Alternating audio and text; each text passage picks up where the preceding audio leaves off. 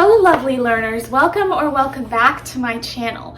Today we are going to be discussing the difference between cooking a mug cake in a microwave and in an oven. So it's going to be a little bit of an experiment today because I've never cooked a mug cake in an oven. So we're going to do it in the microwave how I would normally do it. This is my favorite mug cake recipe, so I know how it should turn out. And then we are going to have some fun figuring out what the heck we're going to do in the oven. If you're wondering why I was inspired to do this, my sister burned something in the microwave yesterday, so now we are experimenting with how the time differs between the oven and the microwave. She's right there, she's waving at you all. So let's get into it. All right, y'all, my hands are washed and I am ready to get baking. So the first step is to combine the dry ingredients. And I'll put the recipe in now so you can see it, and I'll link it below. Okay, now, dry ingredients. Flour is first. Here's my flour. It's all-purpose. We need 1/4 of a cup and 2 tablespoons. So I'll put that into each. 1/4 of a cup. Now, usually I would do the ingredients, I would mix it in a different bowl, but for one thing, I don't want to do that twice for both of them. And also, I'm trying to do this like I was in my dorm room where I wouldn't necessarily have a bunch of containers to be doing things in. Okay, so we did our 1/4 of a cup, now 2 tablespoons each. That seems like so much. Okay, whatever, it's fine. Also, both mugs that I picked for this are, they have kind of straight up and down sides. They're regular cylinders. They're not exactly the same because I don't have matching mugs, but they are pretty much the same volume and stuff like that. So, okay, flour is done. So our next dry ingredient is sugar, and it's supposed to be 2 tablespoons. So let's do that. I'm just going to wipe off my tablespoon really fast because my goal is always to wash the dishes as few times as I can. So I'm just going to wipe it with a paper towel so that we're not getting flour in the sugar. 1, 2. I have made this with sugar substitutes before, but we're just using organic cane sugar today. Okay, sugar done. So our next dry ingredient is 1/4 of a teaspoon of baking powder. Now, this is very important. It is baking powder, not baking soda. They are different things. Make sure you use the right one when baking. So baking powder. Okay, and it was 1/4 of a teaspoon. Since this is a smaller container, I'll show you kind of what I did with the flour. So the flour obviously is in a bag, so I would scrape it off on the side of the bag. So you get a bunch and then you scrape like that because you want it to be level. Do that again. Okay. Also, by the way, I'm a very messy baker, if you couldn't tell already. So just ignore the disaster that I'm making. Okay, baking powder done. Our next dry ingredient is 1/4 of a teaspoon of cinnamon. So once again, I'm going to wipe off my 1/4 of a teaspoon. Okay. My cinnamon, it's from Costco, so it's giant. It has a teaspoon opening. So again, am I holding the 1/4 of a teaspoon? Yes, I am. Okay. Okay, 1 and 2. Lovely. Okay, now I'm supposed to mix that all together. So let's do that. We're using a regular spoon because it's a mug and it's tiny. Oh, also I forgot to say, this is going to be our microwave mug and this is going to be our oven mug that I'm mixing right now. If I were actually going to make it in the oven all the time, I would probably use like a small bowl, but I want it to be exactly the same for the purpose of the experiment, so we're using real mugs. Okay, so dry ingredients are mixed. Now we're going to add our wet ingredients. All right, first is 1/4 cup of milk. I've got my 1/4 cup on this side.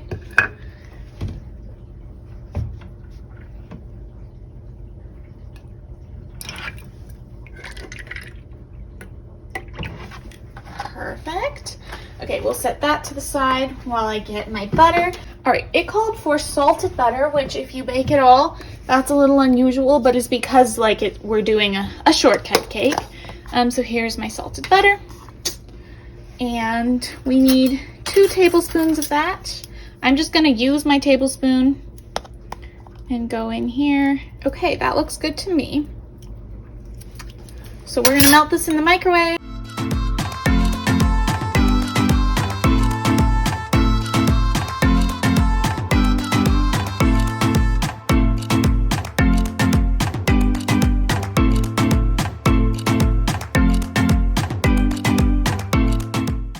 All right, melted butter. And then our last wet ingredient is vanilla extract, so we will add that straight in. All right, our mugs are back. So let's put in our milk and our butter. And then I will do the second one off camera because nobody needs to see that twice. Okay, and then lastly is a 1/2 teaspoon of vanilla extract. That smells so good. All right, that is the end of our ingredients. So we're gonna mix it all together now. Now, because we're mixing it in the same thing we are cooking or baking it in, really make sure that you get everything totally mixed. Again, you could do this in a small bowl and then transfer it, which I do sometimes, but if I'm lazy and want less dishes, I'll just do it directly in the mug. Right now I'm just trying to make sure that I got everything out of the bottom. I don't want any flour to burn down there or anything.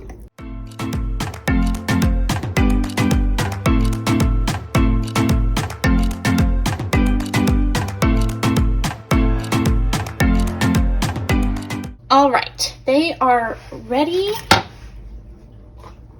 to cook. Okay, I'm going to add, the recipe has layering sugar and stuff. I'm just gonna add, this is just what I do, is add a bunch of cinnamon on top. Maybe cinnamon is stuck. There we go. Okay, that seems good to me. Alrighty, let's get these. Well, okay, actually, so, this is our microwave one, and this is supposed to cook in 1 to 1.5 minutes in the microwave on high. So that's what we'll do for this one. And then this one, I'm just gonna stick it in the oven at 350, I think that seems reasonable. And we're just gonna add time until it bakes.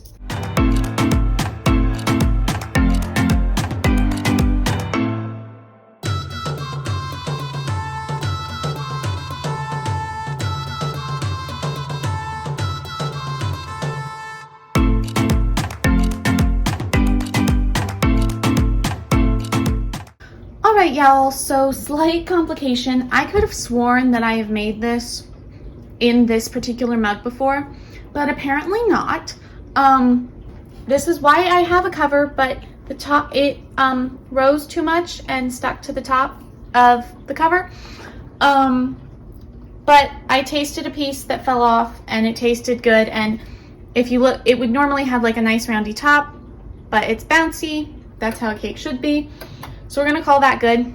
I'm gonna put more cinnamon sugar on top, but make sure you're using a big enough mug. I for sure, definitely 100% have made it in this mug before, so that should not be a problem with that one.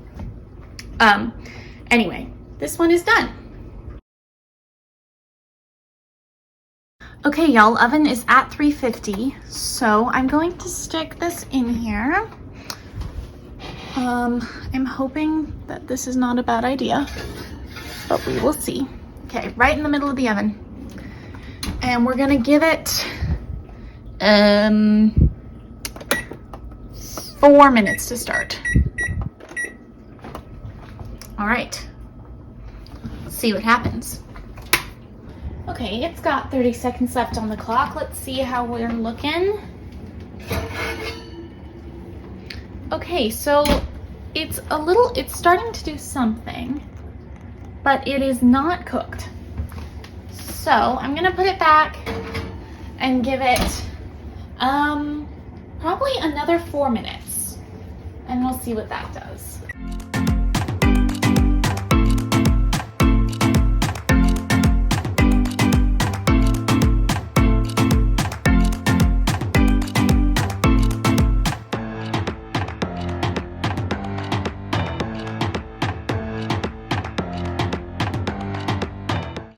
All right, take number 2. Okay, looking much better, but still not fully cooked. If you can see, that's all wet right there. So let's give it 3 more minutes this time. This will mean that after this round, oh no, that's not what we meant to do. So after this round, it will have been 11 minutes in the oven, and it took 1 minute and 15 seconds in the microwave. Okay, while we're waiting for that, let's talk about why this difference is. I'm not going to go into a bunch of scientific stuff because I don't know it, but my basic understanding is that a microwave cooks from the inside out, and an oven cooks from the outside in. And so it takes longer in the oven because it's got to go through all of that to get to the middle. If you're a baker at all, which I'm not, but I have done some baking, you can very easily, if you're doing it wrong, get burned edges, but the middle is completely undone. So in the microwave, because it's cooking from the inside out, it can go faster because it doesn't have to penetrate all of that first. It's starting there and working out, is my understanding. So we'll see. Obviously, we all know the oven takes longer. I wasn't really expecting it to take this long, but we'll see how much time we end up with. All right. Now 3 seconds left on the clock.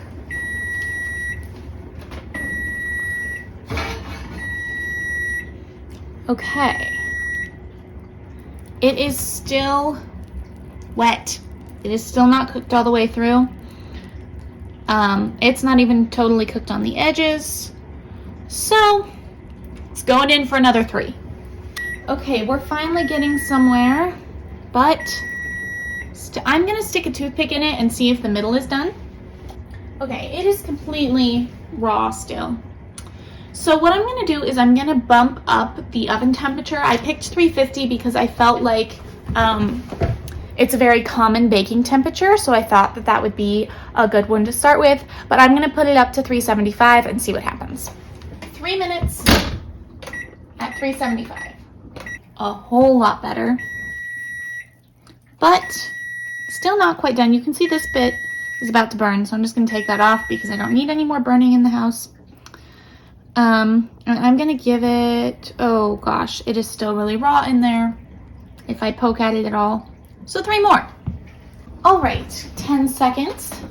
Let's see. Oh, getting stuck on the oven. Okay, that is looking way, oh, when I poke it, it's still quite squishy. Let's toothpick test. Still raw in the middle. Okay, I'm just gonna show you, well, hang on, let me get another toothpick. Since we were talking about this, do you see, I just did the edge. The edge is totally done. It's this middle that is being very stubborn. 4 more minutes it goes. Oh, I also want to tell you guys, I did just lick these toothpicks and it tastes good. And the reason I can do that, there were no eggs in this recipe, so it's not gonna hurt you if you eat it raw, but like, I don't really know anyone who wants to eat a mug of raw cake batter. So anyway, all right, I got the whole box of toothpicks out because why not? We've got 30 seconds left on the clock. I have not been keeping good track of how long this has taken, so I will put it here. And let's see, let's check it and see where we're at.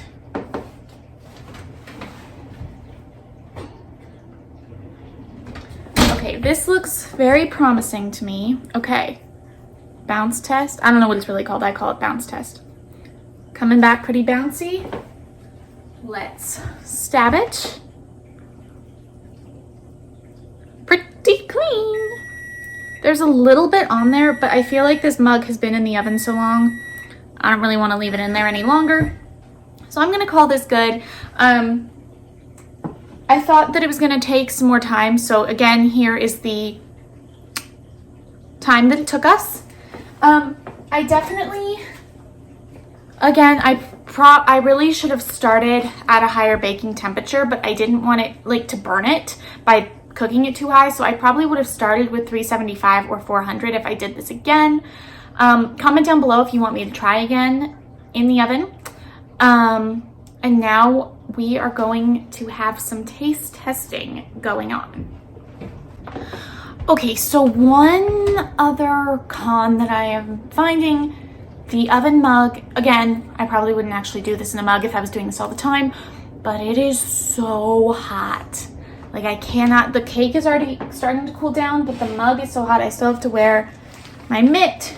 So we're gonna try microwave first, because I know how this tastes and I know that I like it. Pretty good. Done all the way through. I may have made a bit of a mess, but it's fine. And then let's try our oven. Now this one is prettier because I didn't explode it. Well, I didn't explode the other one. I didn't underestimate how much the cake rises in this one. Even though, like, when I look at them next to each other, this mug is taller than how much it rose in this one. So I don't know what happened, but it's fine. Let's try this one. Hot.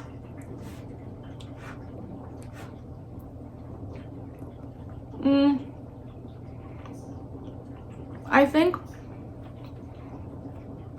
I'll tell you from previous times that I made this one, that in the correct mug, it doesn't, like, this one has like this nice like crispness to the top, which that one does not, the microwave doesn't usually give it. But I feel like the middle is just like, if it had been able to bake just like a little tiny bit more in the middle, I think this would be perfect. But it took so long. Again, probably an error on my part, but it would still take longer than the microwave, even if I was doing it at like the correct temperature. I just don't know what that temperature would have been. So yeah, it's good. But not convenient, for sure. I mean, I'm still holding it. Like, the whole point of mug cakes is fast and easy to serve. So, I mean, obviously, if you like don't have a microwave, you should make it. I guess for that, if at that point I would not call it a mug cake, I'd call it like a single serving cake, and then you could make it in the oven and whatever, and it would be fine. Again, I don't have a lot of baking expertise, so there's probably someone who could have been like, yes, I know exactly what temperature we should do it at, and whatever. I was just making it up as I go along. So yeah, if I can catch my sister while she's out of class, I'll have her taste test them. Okay. Which one is this? This is the oven. What flavor? It's Snickerdoodle. Oh, really good. You don't. Would you say that it is fully baked? Yeah. Okay.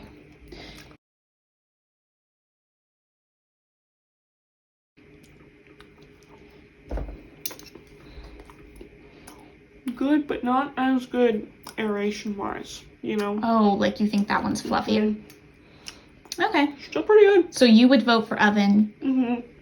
It is way less convenient. But if it does, although that is good for only taking 3 minutes. Yes. So, points. But the oven is definitely better if you have the time. I would agree. There you have it. If you know what you're doing and you have time, the oven is better. But I'm going to eat this one. I'm going to eat the microwave one. My sister's going to eat the oven one. And that's where it's at. Thank you all so much for watching. I hope you enjoyed this video, and I hope that you'll consider subscribing to come learn about life with me. Thanks, y'all. Bye.